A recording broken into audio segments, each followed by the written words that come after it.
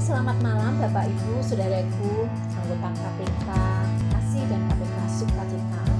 Kembali kita akan bersama-sama melakukan ibadah secara online.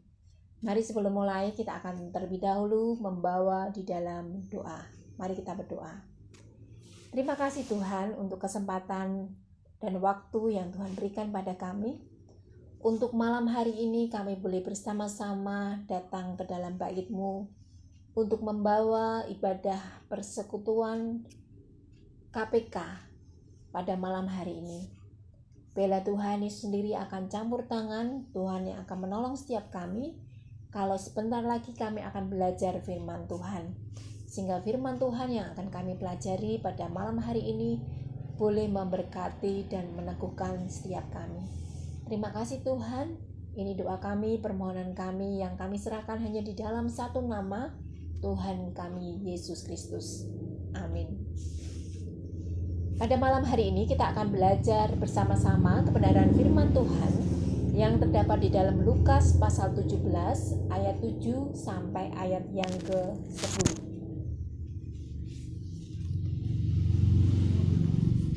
Lukas pasal 17 ayat 7 sampai ayat yang ke-10, demikianlah bunyi firman Tuhan. Tuan dan hamba. Siapa di antara kamu yang mempunyai seorang hamba yang membajak atau mengembalakan ternak baginya, akan berkata kepada hamba itu setelah ia pulang dari ladang, "Mari segera makan." Bukankah sebaliknya, ia akan berkata kepada hamba itu, "Sediakanlah makananku, ikatlah pinggangmu dan layanilah aku sampai selesai aku makan dan minum. Sesudah itu engkau boleh makan dan minum."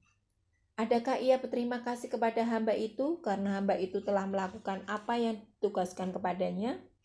Demikian jugalah kamu, apabila kamu telah melakukan segala sesuatu yang ditugaskan kepadamu, hendaklah kamu berkata, "Kami adalah hamba-hamba yang tidak berguna. Kami hanya melakukan apa yang kami harus lakukan." Amin. Nah, perikop ini ya tentunya tidak bisa dilepaskan dari perikop yang sudah kita pelajari di Jumat yang lalu yang disampaikan oleh Diaken Kristiana SW, bahwa bukan masalah iman yang kurang besar, tetapi masalah mau atau tidak. Nah, perikop yang kita pelajari ini itu kita mau atau tidak melakukan perintah dari Tuhan. Perikop ini berbicara tentang Kristen yang dewasa, bukan Kristen yang kanak-kanak yang sukanya sesuatu yang masih lembut, masih suka susu, tetapi di sini adalah Kristen dewasa. Kristen yang bukan hanya datang ketika ada ibadah Natal ataupun Paskah. Bukan juga Kristen di mana dia tidak pernah pergi ke gereja, ya, tapi dia mengaku orang Kristen dan tahu segala sesuatu. Bukan seperti itu. Nah, dalam perikop ini ditegaskan bagaimana seorang hamba. Kalau dalam bahasa asli itu ditulis doulos, yang tidak lain berarti budak. Jadi di sini bukan sekedar hamba tetapi kepada budak. Nah, kita tahu bahwa budak ini sudah dibeli oleh majikannya. Dia tidak punya hak lagi terhadap dirinya. Dia harus mau melakukan apa yang diperintahkan majikan kepada dirinya. Jadi dia mau melakukan segala sesuatu sesuai dengan perintah dari majikannya. Nah, sedangkan di sini dikatakan bahwa di ayat yang sudah kita pelajari tadi bahwa seorang hamba yang baru saja pulang tidak mungkin langsung disuruh makan, tetapi dia akan mempersiapkan makan untuk tuannya, minum untuk tuannya, segala sesuatu yang diperlukan oleh tuannya.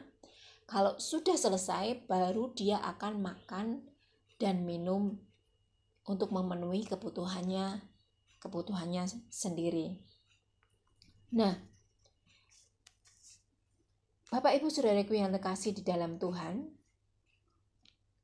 kita mungkin memang tidak hidup di dalam zaman perbudakan, ya.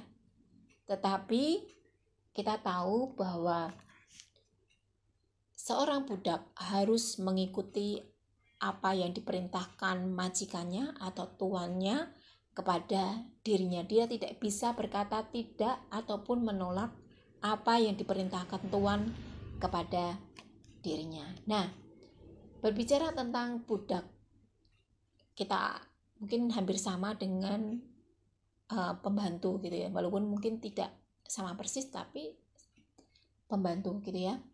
Ketika ada seorang pembantu yang mengerjakan pekerjaan rumah seperti mencuci, memasak, mengepel, beres-beres rumah, semuanya dia lakukan, baru dia bisa beristirahat, baru dia bisa makan setelah dia mengerjakan segala tugas-tugas yang dia lakukan.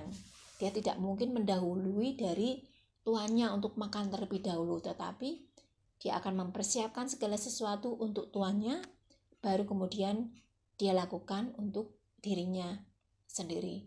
Contoh yang lain adalah seorang sopir. Seorang majikan membayar seorang sopir yang untuk mengendarai mobilnya, ya, mengantar dia kemanapun dia pergi. Yang pegang kemudi adalah sang sopir, bukan sang majikan. Sedangkan sang majikan enak di dalam mobil, dia beristirahat. Nah, ketika melakukan perjalanan yang mungkin cukup jauh, walaupun mungkin capek, tetapi si sopir ini tidak bisa mengeluh karena capek, tidak bisa.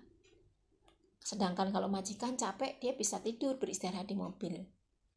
Ya, dia melakukan segala sesuatu semaunya sendiri. Tetapi kalau sang sopir, dia harus mengikuti apa yang diperintahkan tuannya kepada dirinya. Walaupun mungkin ketika sampai di tempat tujuan, mobilnya kotor, dia harus langsung mencuci mobil itu dan dia harus melakukan itu. Sedangkan tuannya masuk ke dalam rumah bisa langsung beristirahat, tetapi dia tidak bisa melakukan semuanya itu. Nah, kok kelihatannya kok tidak adil ya?